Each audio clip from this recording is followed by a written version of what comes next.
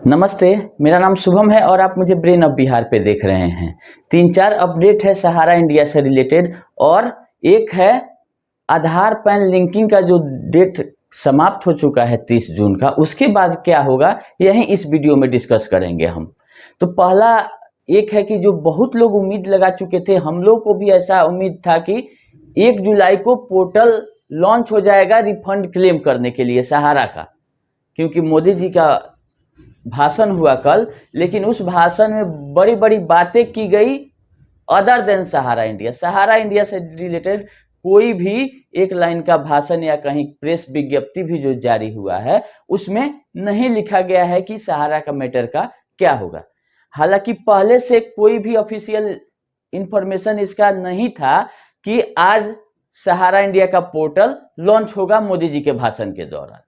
हम लोग पहले से अनुमान लगा रहे थे, चूंकि 3 महीना बीत चुका है सुप्रीम कोर्ट के ऑर्डर को आए हुए, तो ऐसा अनुमान लगाया जा रहा था कि पोर्टल 1 जुलाई से आ जाएगा। लेकिन ये सब अनुमान सबका फेल हो गया और आज भी सम्मेलन चल रहा है, लेकिन इसमें कहीं कोई सहारा इंडिया से रिलेटेड जो पोर्टल आना था उसका डिटेल मिल पाया है। तो काफी लोग निराश हैं, क्योंकि उम्मीद सबको लगी थी कि 1 जुलाई से पोर्टल शुरू होगा, तो कहीं ना कहीं आगे कुछ दिन में भुगतान मिलना शुरू हो गया। लेकिन अभी आप लोगों को इंतजार करना होगा, सच्चाई यही है, कोई नोटिफिकेशन नहीं है। लेकिन फिर से एक उम्मीद जो आप लोग बनाए हुए हैं पिछले 10 साल से, कुछ दिन के लिए और आगे बढ़ाइए।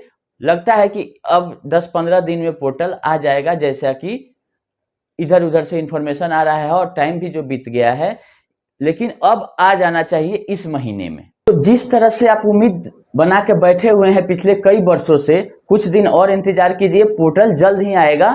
इसमें अब ज्यादा देरी नहीं होनी चाहिए। मोदी जी का भाषण बीत गया है, इससे कोई फर्क नहीं पड़ता है, क्योंकि प्रक्रिया बड़ा है, 4 सोसाइटियां हैं, बहुत तरह के स्कीम है, अलग अलग स्कीम का अलग अलग तरीके से निष्पादन होना है, तो इसमें टाइम लग सकता है, इसीलिए लग रहा है। लेकिन अब 3 महीना बीत चुका है, तो उम्मीद जग रही है कि 10-15 दिन के अंदर आ जाना चाहिए। ये रही बात सोसाइटियों की।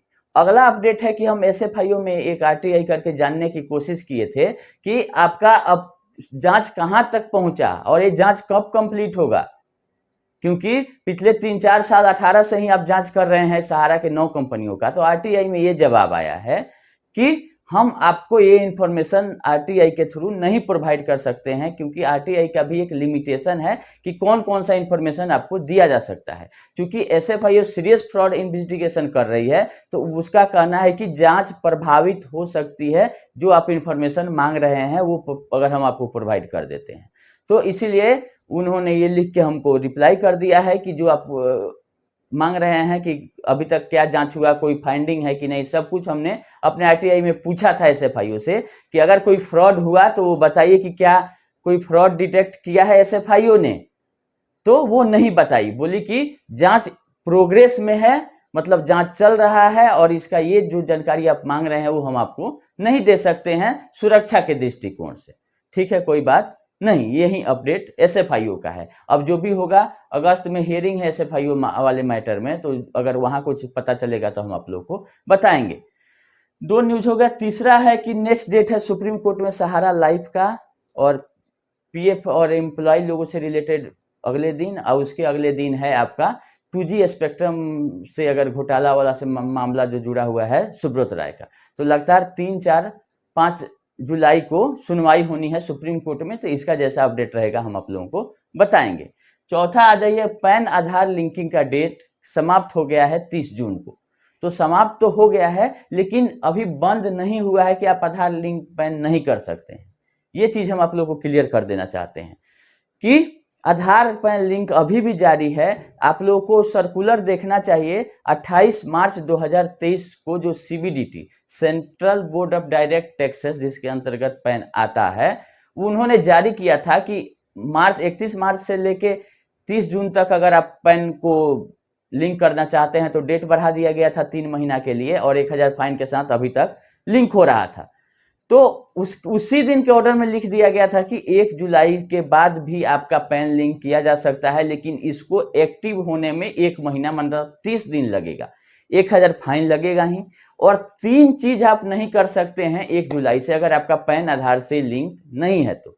पहला कि आप इनकम टैक्स का रिफंड आपको नहीं मिलेगा अगर ITR फाइल करते हैं तो। दूसरा, इस पीरियड का जितना दिन इनएक्टिव रहेगा आपका कोड, उतना दिन का इंटरेस्ट, रिफंड पे इंटरेस्ट मिलता है, वो नहीं मिलेगा।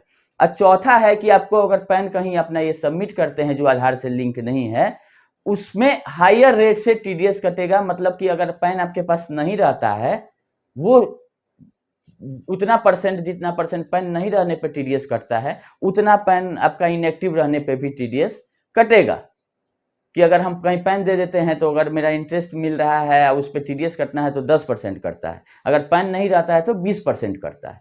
तो वहीं अगर पैन इनएक्टिव भी है और पैन आप दिए हैं FD में, तो आपका रेट ऑफ इंटरेस्ट 20% हो जाएगा TDS का। तो इसीलिए जरूरी है कि आप पैन आधार लिंक कर ले। अभी भी 1000 फाइन लगेगा और 30 दिन में आपका एक्टिव हो जाएगा। प्रक्रिया वही है, आप पहले चेक कीजिए साइट पर जाके कि मेरा पैन आधार लिंक है कि नहीं है। नहीं है तो कर लीजिए, अगर है तो ठीक है। ऐसा जरूरी नहीं है कि आप ITR फाइल करते हैं तो आपका पैन आधार से लिंक ही होगा, क्योंकि पिछले साल तक लिंक नहीं था तो भी आप ITR फाइल कर सकते थे। तो आधार कार्ड भी डाले हैं आप ITR में, लेकिन वो आधार से पैन लिंक नहीं है, आपको स्पेशली लिंक करना था। तो बहुत लोगों का हो गया है तो अच्छा बात है, लेकिन एक बार चेक करने में कुछ नहीं जाता है कि ऊपर पैन डालना है, नीचे आधार डालना है, देख लेना है स्टेटस कि मेरा पैन आधार से लिंक है कि नहीं है। अगर नहीं है तो 1000 का फाइन दीजिए, 30 दिन में आपका एक्टिव हो जाएगा। ये 28 मार्च वाले ऑर्डर में ही पैन इनकम टैक्स डिपार्टमेंट जारी कर दिया था। तो अभी कोई नया सर्कुलर नहीं है, सर्कुलर केवल एक ही आया है कि 30 जून को बहुत लोग पेमेंट किए हैं जिनका चालान जनरेट नहीं हो रहा है, तो उन्होंने क्लैरिफाई कर दिया ये कि जिसका पेमेंट हो गया है 30 जून को, उसको हम लिंक करा देंगे, उसमें कोई एक्स्ट्रा कुछ नहीं करना है। 1-2 दिन में सबका दिखाने लगेगा चालान और लिंक भी होने लगेगा। सर्वर डाउन हो गया था 30 जून को, बहुत सारा लोग लिंक करने के चक्कर में। तो लेकिन अब बात रही कि दिक्कत आ रही है पैन आधार लिंक करने में। पैन और आधार में 3 डाटा होता है जो कि मिलाया जाता है, नाम, डेट ऑफ बर्थ और जेंडर। यही 3 चीज मैच करना चाहिए तो आधार से पैन लिंक हो जाएगा। फोटो से, एड्रेस से, फादर्स नेम से कोई मतलब नहीं है पैन को। तो आप लोग ये चीज देखिए कि मेरा अगर फोटो और फादर्स नेम और एड्रेस गड़बड़ है तो ऐसा नहीं है कि पैन आधार से लिंक नहीं होगा। नाम में भी 1-2 स्पेलिंग का मिस्टेक है तो लिंक हो जा रहा है, हमने किया है। डेट ऑफ बर्थ आपका मिसमैच है तो नहीं होगा, जेंडर मिसमैच है तो नहीं होगा। तो उसके लिए आपको करेक्शन फाइल करना होगा। अगर आपका आधार सही है तो उसी आधार को पैन कार्ड में लगा के आप करेक्शन करवा सकते हैं पैन में। जितना पैन कार्ड बनवाने में लगता है उतना ही पैसा 107 रुपया पैन कार्ड अपडेट में भी लगता है। तो आधार कार्ड का फोटो कॉपी लगा के और डेट ऑफ बर्थ पैन में आप सुधरवा लीजिए, अगर आधार कार्ड वाला सही है तो। अगर पैन कार्ड वाला डेट ऑफ बर्थ सही है तो उसको आधार सुधरवाने के लिए पैन कार्ड से आधार कार्ड नहीं सुधर रहा है, क्योंकि जो लिस्ट दिया गया है सुधार के लिए आधार के साइट पर कि कौन कौन सा ID प्रूफ किस अपडेट के लिए मान्य है, वो हम आप लोग को दिखा देते हैं। तो पैन कार्ड केवल नेम के लिए दिया गया है कि अगर नाम में मिसमैच है आधार में और पैन में, तो आप पैन कार्ड का प्रूफ देके आधार में अपना नाम सही करा सकते हैं। पैन कार्ड वैलिड है नाम सुधारवाने के लिए। लेकिन डेट ऑफ बर्थ के लिए वही बोला जा रहा है कि आप पेंशनर सर्टिफिकेट अगर पढ़े लिखे हैं तो मैट्रिक का सर्टिफिकेट, पासपोर्ट है कि सब में चलेगा। जो पासपोर्ट में आपका डाटा है वो आपका आधार में किया जा सकता है, वो आप पैन में करवा सकते हैं। पासपोर्ट सबके लिए वैलिड है। तो आप ऑथेंटिक एक प्रूफ लगा के दोनों में, आधार में पैन में जो डिफरेंस है, अगर कोई एक सही है तो एक दूसरे को एक में लगा के आप या तो पैन सही करा लीजिए, पैन भी सही हो जाता है, या आधार अपडेट कराना चाहें तो आप आधार अपडेट करा लीजिए, तभी जाके लिंक होगा। और 1000 का फाइन आपका लगेगा ही। तो इसमें कहीं कोई टेंशन वाली बात नहीं है। और सहारा का भुगतान से अभी इसका कोई संबंध नहीं है आधार पैन लिंकिंग का। ये इनकम टैक्स का मामला है, TDS का मामला है।